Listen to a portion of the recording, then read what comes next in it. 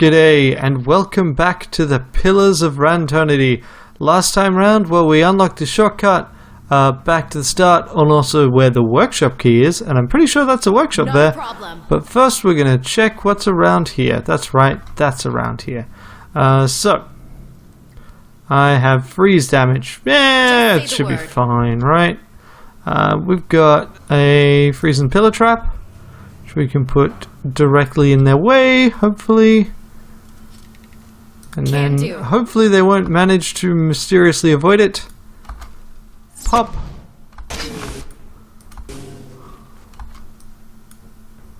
Alpha strike.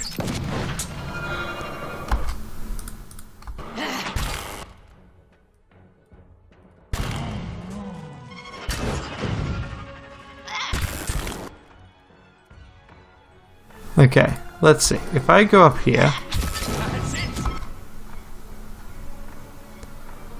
I can yank you over here. No, that's not yank. I can yank you.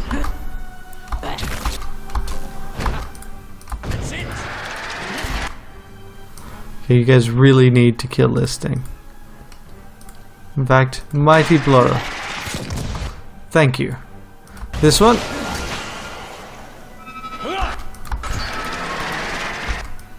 Back up, back up. Wow, that's got a huge radius on it. Well, that's a pity. Severe burn it is. And everyone motorized that, and, you know. These. Aloth, you know what? You can do this. And then follow it up with a couple of arcane assaults. You can... Tactical meld? No. Mind lance? No. Soul ignition? That. And then fractured volition? It as well, I guess? Wait, I think I didn't cue them. No, I didn't want a mind lance. Also soul of ignition. You point at it and say no, and you knock it down. Just say the word. Also, Durance, if you could head up here a bit. What we can do is we can also do, not second wind, holy radiance. Okay, there we go. All sorted. And unfortunately, again, they are miraculously fantastic at dealing with never running into traps. So, I guess I will deal with the fact that that is the case. I just should sell my traps. I mean, they're fun to collect, but they're not useful. I accidentally sent that to my stash. That's annoying. Ah, well. I'll see what I can find. And I may want to consider resting up soon. Okay. That's a privy or something? My thoughts will be as silent as my feet. Just say the word. I think there's going to be something around here. Trap-wise. Oh no, this is like a training room with a hole in it. Alright, I'm going to quick save because I couldn't be bothered waiting for things to happen. Okay, take that battle axe and dump it in our stash. And that is a cell key, which probably could have been useful before, but I don't think is useful now. Okay, cool. I mean, I guess there's no reason not to take the cell key. I mean, it's not like we have limited inventory space. Okay. And then we'll tuck back to the workshop. I mean, so firstly, obviously, this still says requires a proper key. So we'll tuck back here. Grab this. And take it. Okie dokie. So. Now we have a cutscene. Probably should have rested beforehand. That was great. You could see me being spotted. An elderly man hunches over a cluttered desk in the back of the workshop. His flesh is pulled tightly around thin, fragile-looking bones, except around his neck, where it hangs in loose wattles. He turns as you enter, a scowl already on his face. Back again? I told you. He hesitates, squinting at you from behind smudged, dusty spectacles. Of course, a fresh fool to replace the last fools. What brings you stomping through my workshop, eh? I sell false teeth. I heard you could use a new set. Harsh. Got some questions about Durgan's battery in the White Forge. Straight to business, no nonsense. We appreciate that, don't we? He turns to the bronze golem over his shoulder. Anything for a breather from your endless yammering. The voice echoes from within the golem. I have got a fancy for this one already. Hear that, Imora? Another who would tolerate your barbs and insults. Wait, say nothing. But you come seeking the White Forge, like they all do. Boys with smooth cheeks and wild dreams. Girls with bright ribbons tied next to their scabbards. His voice rises and falls with a sing-song of mockery. Old men and women, too, seeking a final blaze of glory before they're snuffed out for another turn at the wheel. Sound familiar? You've said this all before, I take it? I have this conversation with every pig-headed swashbuckler those Postanagos and stalwarts send here. Go see Galvino, they say. Surely he'll help you. Must have slipped their minds what a busy and important fellow you are. In the silence that follows, the temperature in the room seems to drop. Galvino glares at her. I should have let them stone you. Would have silenced your endless rattling forever. The hanging folds of skin beneath his neck tremble. Then you'd have naught but those frostbitten inbreds for company. I guess this is what it'd be like if Eleth and Isilmir were two separate people. Come now, I sound nothing like either of them. You're upset. There's an old wound with Stalwart, then. The spiteful imbeciles destroyed my career, ruined years of work. But let us focus on the reason for your visit, yes? The villagers and their adventurers hammer and pry at the battery as if they were laying siege to some mouldering lord's keep. He swats the air in front of his face. Those stones were laid by some of the finest builders ever to have lived, disciples of Abidan in the truest sense. They will not fall by the whims of any kith. And the door itself, it is infused with living essence. He holds his hands before him and his eyes are wide with wonder. And the dwarves themselves have to have had a way of getting in. Perfetto! This is the crux of the matter. He claps his hands together. The Pargrunen of Durgan's battery perished within their own keep, victims of a violent disagreement among their own commandants. His mouth twists into a wicked grin. Surely in the village you have heard stories, no? Disappearing caravans, tracks in the snow, screams from the high towers.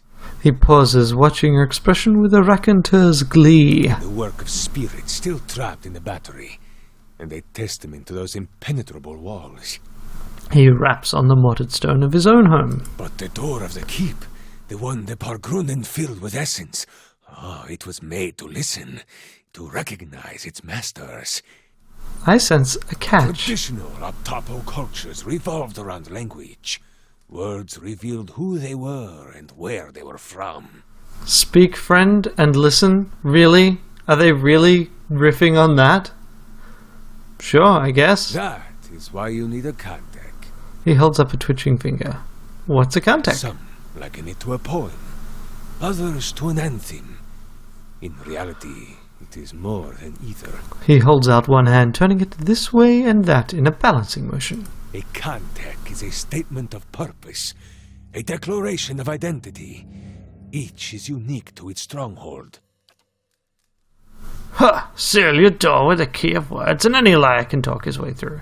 There's nothing built of words that won't break when the slightest stress is applied. Thus, to enter a fortress like Durgan's battery, you would stand at the gate and recite its Kantek. Very well. Where would I learn this? Like, what an incredible tradition. A shame the Postanagos here cannot appreciate such elegance. To learn the Kantek, you must speak with one of the dwarves of Durgan's battery. A shame they are all dead, no? He rubs his hands together, pacing. But no doubt their souls live on in one or two of the villagers of Stalwart. Like fine wine poured into a cheap pot. Derision curls his lips. But to identify them, that is the first problem. You would need the skills of an animancer. Well, I'm a watcher. Similar kind of thing, really. The golem swivels her head sharply towards you, her mask of a face and the glass eyes behind it betray no emotion, but it seems she's watching you carefully. Watcher? The Verus? If this is true, then you could find a soul descendant from Durgan's battery, no question. But the greater difficulty remains. Galvino rubs his gaunt, whiskered cheeks. You would have to learn the Cantek from the dormant soul. And to do that, you would have to awaken it. But this awakening would be permanent, wouldn't it? Oh, yes. Whoever you awaken will live with the memories and the personality of a past life. Maybe peacefully, maybe not. His bony shoulders rise in a shrug. That is why you must pay attention to the soul you would awaken, no? It is a monumental thing to impose on another, but these are the very people who wish to rediscover the White Forge, Verus. He removes his spectacles and polishes the dirty lenses with his tunic. Yep, that's true. So the Cantek's all I need? None have yet opened Durgan's battery. Galvino raises his hands, palms up. But the ones that came before you, I think they got close. You may wish to find them and see what they discovered. Okay, I found what's left of them, a journal and a tile. Most interesting. He adjusts his spectacles as he peers at We the tile. spent many days at the battery door. This looks like something that once belonged there. He taps the tile. Awaken someone? How would I do An that? awakening is merely the jolting of a dormant soul into consciousness. Okay, he makes a bursting motion with his hands, playing his fingers wide. When such things happen normally, it is because something has reminded the subject of a past life, often violently so. He smacks his workbench with surprising vigor. Aloth flinches. Thus, to awaken one of Of the course, final yeah. doors of Durgan's battery, you will need to address that soul, preferably by name. He folds his hands together, steepling his But fingers. show some care. When you examine these souls, whatever it is you watchers do, you may see images, memories. He leans forward, his back hunched. These are moments of special import. What you see will tell you much about the person, and perhaps the condition in which they awaken. He raises his hoary eyebrows and tilts his head back. Awaken them from a traumatic memory, and who knows? Maybe they awaken thirsty for blood. Or maybe you awaken someone else. He cackles again. You understand the consequences of an awakening as any Ranneko, yet perhaps there's a benefit to the process as well. This has been tuned to the Aeon of Durgan's battery. Use it near the villagers, and it should tell you if one has a soul old enough to have come from the battery. He rummages around and produces the unfamiliar device. I see, thank you for your help. He dismisses the thought with a wave of a It is a hand. pleasure to have such a courteous guest for a change. A shame you must dirty your boots in Stalwart. Sorry for breaking every one of your automatons. I'm going with her. The golem looks between you, her neck turning on its oiled joint. You?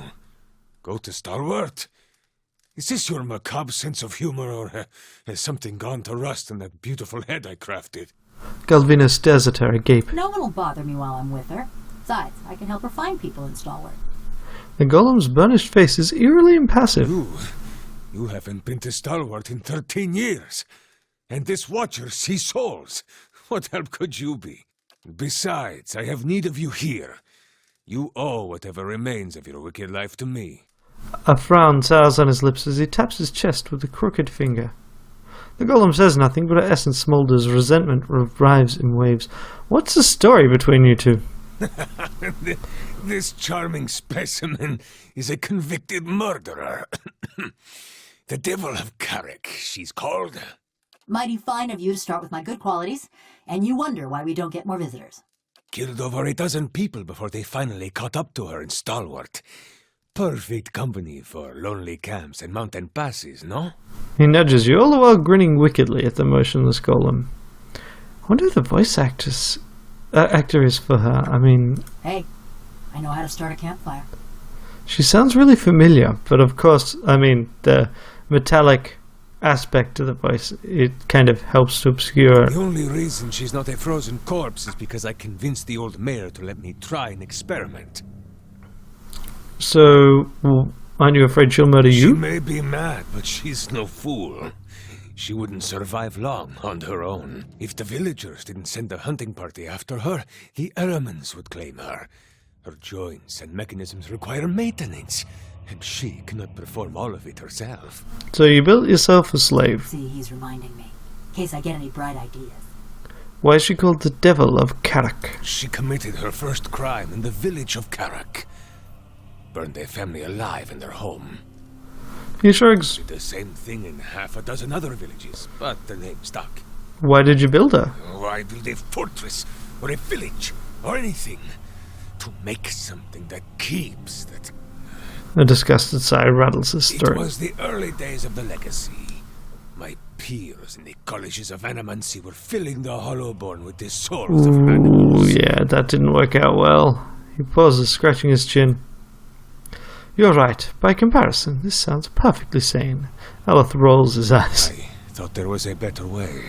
He is silent for several seconds, his gaze growing distant. One with a plum academy job back in Salona. Don't forget that part. He glares at her with narrow eyes. So you put a person's soul in a metal body. He leans back, raising his hands. Into a work of art. Look at this. Craftsmanship worthy of a jeweler. He traces the scrollwork that runs along the golem's jaw. Fully articulated joints, capable of grasping a pen and writing her own name. He grabs her hand and delicately bends her tapered fingers. And of crushing your throat. She snatches her hand away. Show me another smith anywhere in the Deerwood who is capable of such delicacy and precision. She is a masterpiece. Galvino stands back and takes a longer look at her. I take it your experiment didn't go over so well with the rest of the village. Ah, here we go. She rolls her eyes, rasping them against their sockets. They were going to stone her anyway. Why not allow her to be put to some useful purpose? His lips curl back from yellowing teeth. My life's ambition. To serve somebody's useful purpose. I approached Mayor Sinahiod and begged. He saw the potential and allowed me the privilege of attempting my little experiment. He sneers at the words and the indignity they recall. His shoulders are stooped and his teeth bared. I accomplished what few animancers have even dreamed of. No academic support, no patron. Just me in the middle of nowhere. He jabs a finger into his concave chest. Oh, now you got 'em all wound up. I transferred a fully intact soul from a living subject to a fabricated body. She retained her personalities, her memories, all of it. He claws at the air with one thick-veined hand. Yet the villagers saw only a stolen corpse. Well, that's all I wanted to know. She's a fine specimen, her personality notwithstanding. He waves one hand in a circular motion. Okay, so what do we want to do? I mean, I would like her to travel with me. Golem says nothing, her essence smolders. Resentment rises from her in shivering waves. She swivels her head back to look at you. Quay?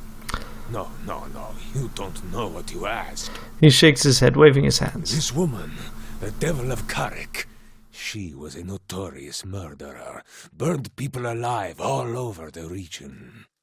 Besides, she works for me.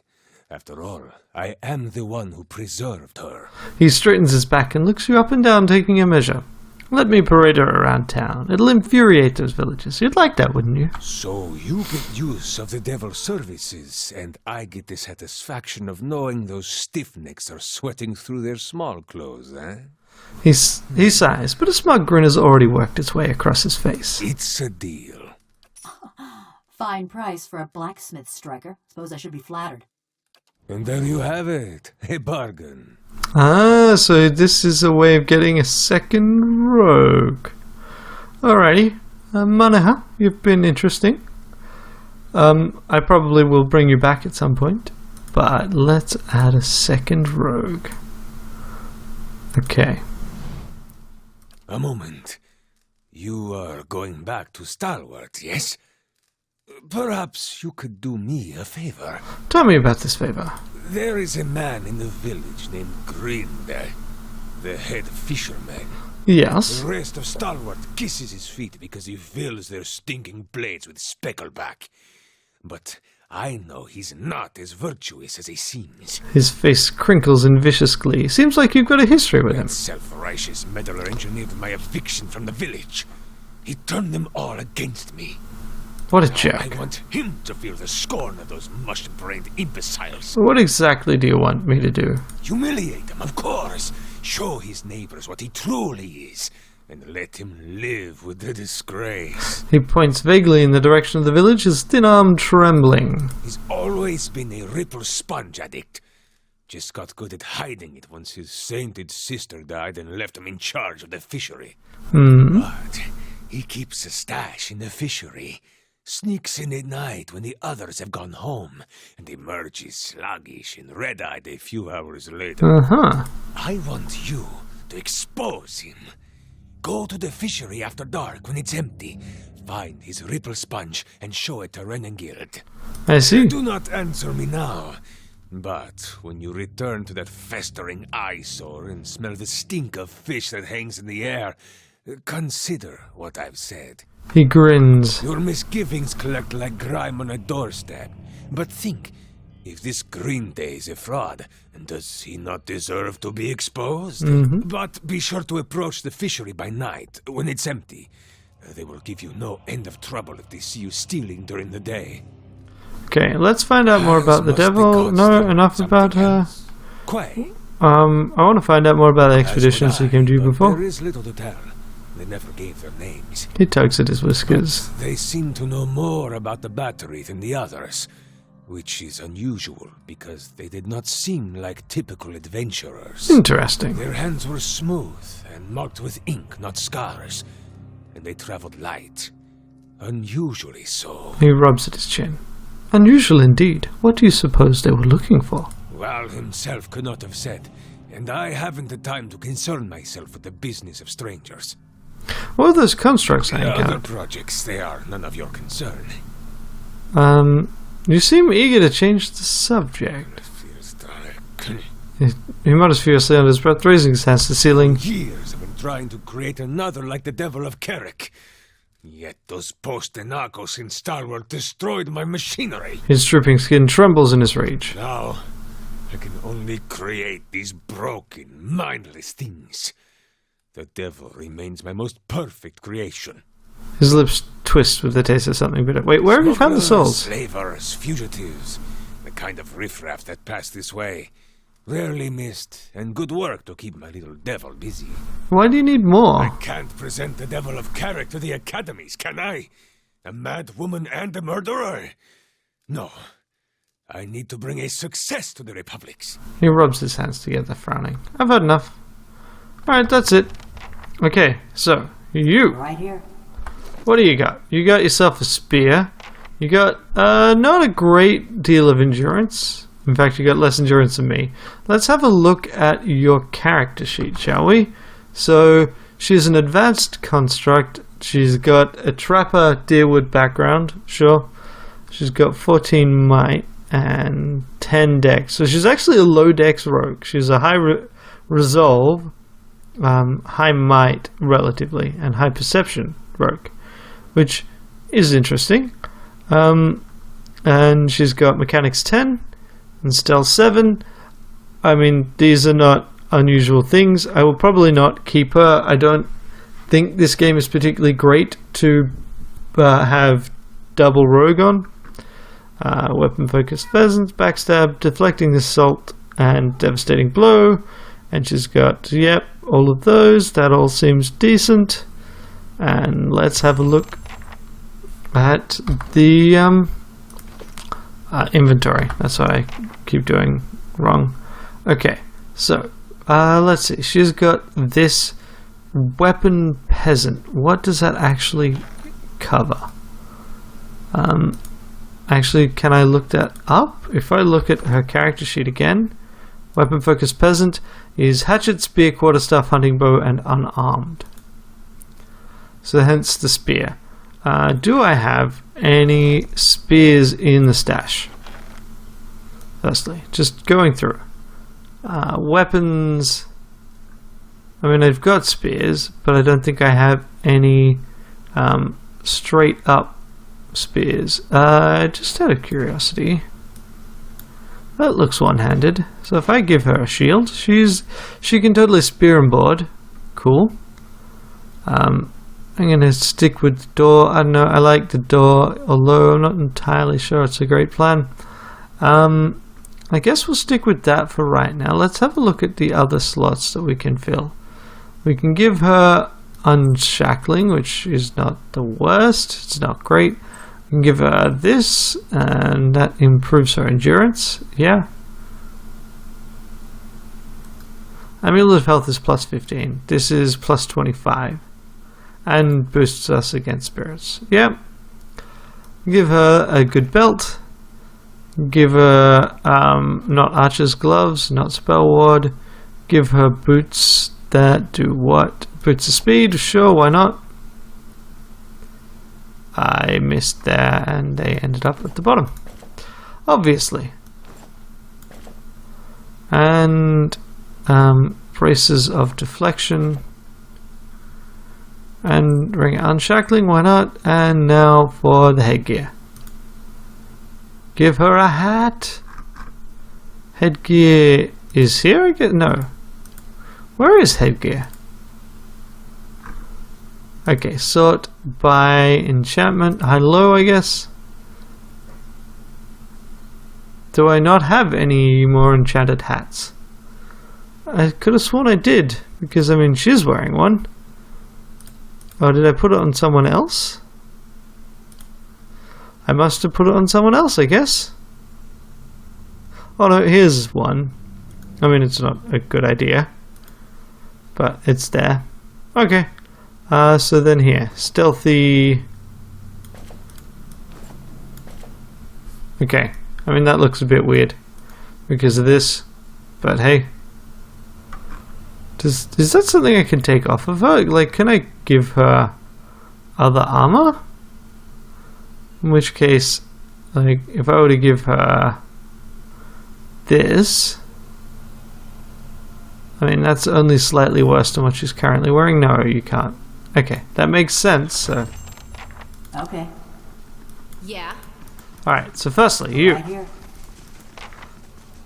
Can you take this? No. In fact, what I should check is my mechanics. Mechanics is also a 10. So anything I can disarm, she can disarm. So that's very redundant, and I don't think it's redundant in a useful way. Oh, I missed picking up something. I'll take it. And out we go, I guess. Where's the out? How do I leave? Here. And out we go, and back into the wide world. Which I guess we might as well do next time, because this seems to have worked out pretty well timing-wise. So we've got ourselves a new rogue, we'll try her out, and then we'll probably toss her aside until we want to do a quest. Until next time, have a good day. Bye. Thanks for watching. I really appreciate you spending the time and effort watching the videos I make. If you'd like to watch more, on the left there should be another video from this playlist. On the right there will be whatever YouTube recommends, and in the center there is a convenient subscribe button just in case you need it.